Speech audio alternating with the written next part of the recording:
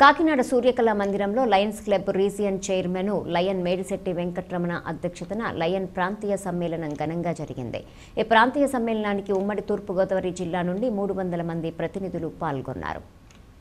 ముఖ్య అతిథిగా హాజరైన లయన్స్ పూర్వపు జిల్లా గవర్నర్ లయన్ డాక్టర్ బాదం బాలకృష్ణ మాట్లాడుతూ ఇలాంటి ప్రాంతీయ సమ్మేళనాలు నూతన సేవా కార్యక్రమాలు, సభ్యత్వ పెంపుదల, పర్మనెంట్ ప్రాజెక్టులు వంటి అంశాలపై దృష్టి పెట్టడానికి ఉపయోగపడతాయన్నారు.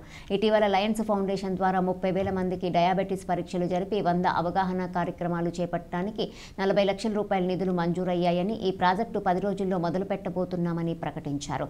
ఈ కార్యక్రమంలో వివిధ క్లబ్బులు పాల్గొనగా లయన్స్ క్లబ్ కాకినాడ సంకల్ప ఉత్తమ క్లబ్ గాను, లయన్స్ క్లబ్ కాకినాడ 2వ ఉత్తమ క్లబ్ గాను, లయన్స్ క్లబ్ కాకినాడ ఎవైట్ 3వ ఉత్తమ క్లబ్ గాను అవార్డులు గెలుచుకున్నారు. ఈ కార్యక్రమంలో మోహన్ కుమార్, దంగేటి సతీష్, పాలూరి సతీష్, చిట్లాడ కటకం శ్రీనివాసు, దేవతపుత్రరావు, విపుల్, అవినాష్ రెడ్డి, రామసుబ్రహ్మణ్యం, మెట్ట రాధా తదితరులు పాల్గొన్నారు.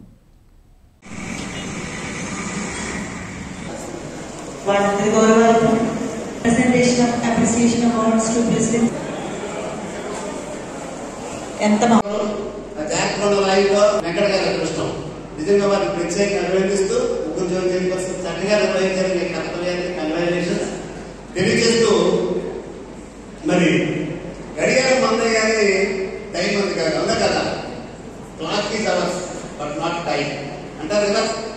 ఆ విధంగా అన్వయించుకొని టైం లేదు చాలా చక్కగా చేద్దాం.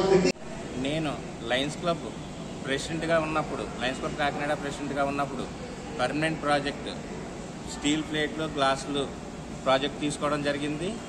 ఆ ప్రాజెక్టు ఎంతో సక్సెస్ఫుల్గా పర్యావరణాన్ని రక్షించడంలో భాగంగా మన ఫంక్షన్లో వాడే ప్లేట్లు, గ్లాసులు, ప్లాస్టిక్ వాడకదన్న ఉద్దేశంతో స్టీల్ ప్లేట్లు, స్టీల్ గ్లాసులు పర్మనెంట్ ప్రాజెక్ట్గా పెట్టడం జరిగింది.